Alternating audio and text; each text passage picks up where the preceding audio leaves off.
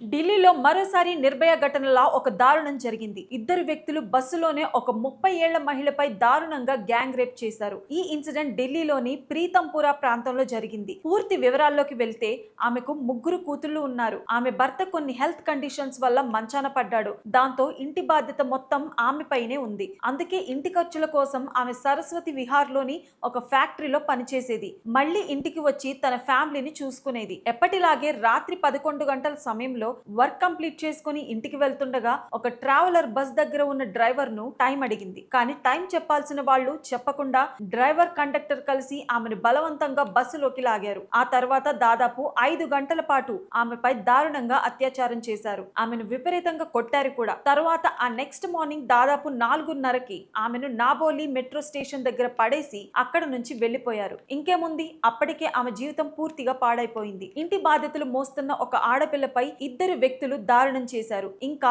తను అదే మార్నింగ్ 5కి ఆమె పోలీసులకి ఫోన్ చేసి జరిగిందంతా చెప్పింది. పోలీసులు కేసు ఫైల్ చేసి ఇన్వెస్టిగేషన్ చేస్తున్నారు. అయితే ఇంత జరిగిన తర్వాత కూడా ఆమె తన ఇంటి వాళ్ళ గురించి ఆలోచిస్తుందట. రాత్రంతా ఇంటికి రాలేదని భర్త పిల్లలు కంగారు పడతారని చెప్పి హాస్పిటల్ కి వెళ్లకుండా ఒప్పుకోలేదంట. ఇప్పుడు ఇలాంటి ఇన్సిడెంట్స్ పై స్ట్రిక్ట్ యాక్షన్ తీసుకోవాలని చాలా మంది డిమాండ్ చేస్తున్నారు.